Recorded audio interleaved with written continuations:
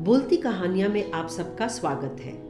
मैं हूं दीप्ता और इस बार लेके आई हूं विजय दानदेथा की कहानी हेकड़ी। इसे उनके राजस्थानी भाषा के लोक कथा संग्रह बातारी फुलवाड़ी से अनुवादित किया गया है, जिसके प्रकाशक राजस्थानी ग्रंथागार हैं। तो आइए सुनते हैं कहानी हेकड़ी और जानते हैं कि कैसे ठाकुर की हेकड़ी का फल उसे मिलता है।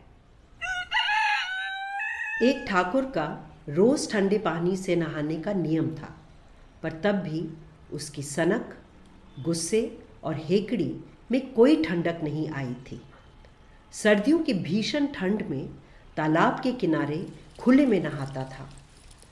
बरसात के मौसम में नदी के किनारे नहाने चला जाता, पर नहाने का शौक होते हुए भी ठाकुर के दिल में पानी की दहशत काफी बैठी हुई थी। कभी तैरने की हिम्मत ही ना पड़ती। तालाब हो या नदी, हाथों से पानी डाल डाल कर बदन भिगो लेता।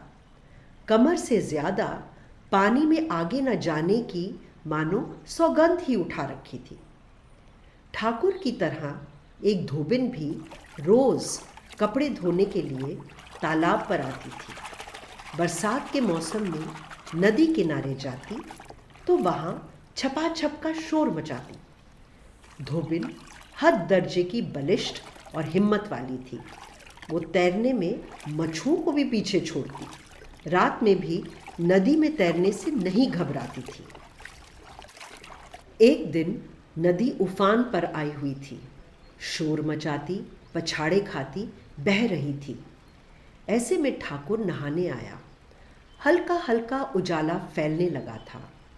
8-10 गुडरिए अपने अपने एवड़ लिए नदी के किनारे खड़े थे। भेड़ों की मैं और नदी के शोर के बीच कपड़े धोने की छपाक छपाक आवाजें आ रही थी।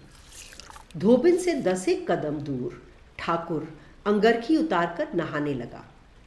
रोजाना के भरोसे उसी जगह वह बिना डरे कमर तक पानी में आगे बढ़ गया। तभी लहराती नदी ने ऐसी फटकार मारी कि ठाकुर का पैर फिसल गया और डुबकियां खाते बहने लगा। तभी धोबिन की नजर उस पर पड़ी। उसने गडरियों को हाथ के इशारे से बुलाते हुए आवाज लगाई, दौड़ो दौड़ो, बेचारा ठाकुर बह रहा है। पर गडरियों ने अनसुनी कर दी। हड़बड़ाई धोबिन ने फिर दुगने जोर से आवाज लगाई, ठाकुर बह रहा है, बेचारा ठाकुर बह रहा है, बचाओ बचाओ। नदी का बहाव धोबिन की तरफ था। उसे लगा डुबकियां खाता ठाकुर आंखों के सामने मरेगा। उसने आगे कुछ दूसरी बात ही ना सोची। कांच बांध कर खड़ी थी, वैसे ही पानी में कूद गई। दूसरे ही क्षण ठाकुर का हाथ पकड़कर खींचने लगी। ठाकुर को अभी होश बाकी था। धोबिन के मुंह से बेचारा शब्द उसे बड़ा ही असहनीय लगा। बचने की खुशी से ज्यादा बेचारा कहकर बुलाए जाने का दंश उसके लिए पीड़ादायक था। पर डूबते वक्त उसका जोर ही कहाँ चलता। मुंह उठाकर देखा तो किनारा पास लगा। धोबिन के रहते अब बचना निश्चित था। थोड़ा बहुत हौसला बांधते हुए उसने जोर से डपटते हुए धोबिन से कहा, बेशरम रांड, तूने मुझे बेचारा कैसे कहा? रांड की जीभ ना निकाल दूं तो मैं इस गांव का ठाकुर नहीं। अरे ये क्या, बचाने का उपकार मानना तो दूर, उल्टे बासी मुंह गाली दे रहा है। धोबिन का दिमाग भी थोड़ा बहुत फिरा हुआ था। ठाकुर के मुंह से रांड की गाली सुनते ही वह हाथ छोड़ते हुए बोली, अन्नदाता, मुझसे बड़ी भारी भूल हो गई, माफी चाहती हूँ। आप तो बह रहे थे, वैसे ही बहते जाएं। आपकी हेकड़ी से ये नदी खुद ही निपट लेगी। नदी किसका लिहाज रखती है। डुबकियां खाते ठाकुर को लहरों के धक्कों से आगे ले जाती ही गई।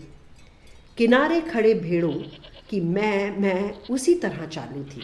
गडरियों ने बहते ठाकुर को देखने के बावजूद भी नहीं देखा और थोथी हेकड़ी का फल भंवरे पड़ते पानी में हिचकोले खा रहा था।